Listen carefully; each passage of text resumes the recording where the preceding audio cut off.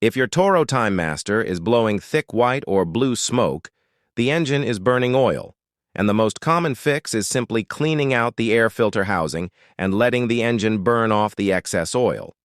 This dramatic smoke cloud usually happens right after tilting the mower the wrong way during cleaning or maintenance.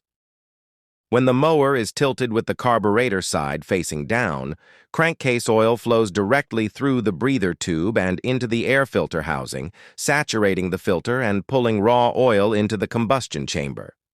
The fix starts with turning the mower off, removing the air filter cover, and pulling out the paper filter element.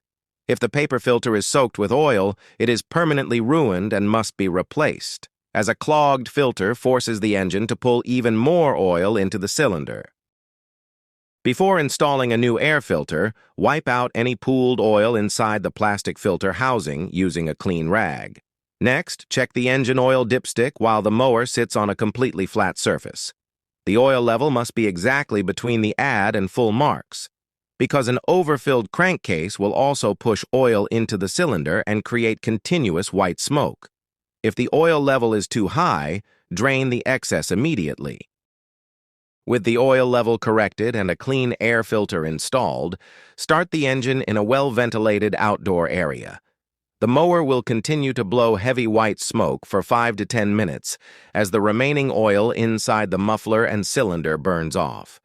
Keep the engine running at full throttle until the exhaust completely clears. To prevent this issue in the future, always remember the golden rule of mower maintenance. Whenever you need to tilt the deck to inspect the blades or scrape grass, always tilt the mower so the spark plug points straight up to the sky. Keeping the carburetor side elevated guarantees the oil stays in the crankcase where it belongs.